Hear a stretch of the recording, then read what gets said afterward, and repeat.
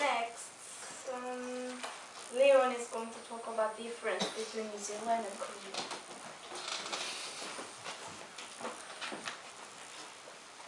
Good afternoon, my name is Leon. Today I'm going to talk about the difference between New Zealand and Korea. As I've been here for 1.5 years, I found many differences.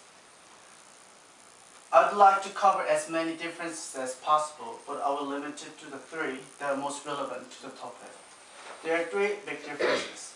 The first, environment. Second, light system. Third, education. To begin with, I'd like to talk about the environment first.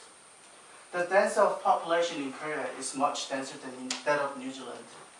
And also, in Korea, there is less green surface. According to this, unfortunately, Korea is more polluted than New Zealand. For example, you might find it hard to see stars in the sky. If you find more than 5, then you are lucky. Also, you need to go to a mountain to breathe fresh air, which is easy to get the same quality of air in New Zealand. As I mentioned, the environment is quite different between New Zealand and Korea.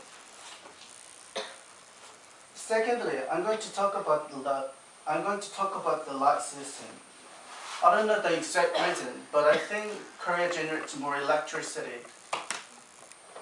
Anyway, Korea is brighter than New Zealand. Korea has many shops, restaurants, which is 24 hours. But New Zealand is quite dark at the night. Furthermore, it is hard to see the lights unless it is main street. For example, it is able to see the front when you're riding in Korea, but it is a bit dangerous when it's in New Zealand. This shows the difference between New Zealand and Korea. Thirdly, I'm going to talk about the education system. To sum up with just one sentence, Korea is really, really hard.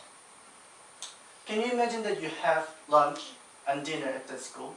Korean students do. Also, after work, they go to school at 7 o'clock in the morning and came back at 10 o'clock in the evening. And it's not all. They go to tutoring afterwards. It's amazing. They do this amazing quantity of time for 3 years, and that's for just one exam. And the result of the exam determines everything about the students.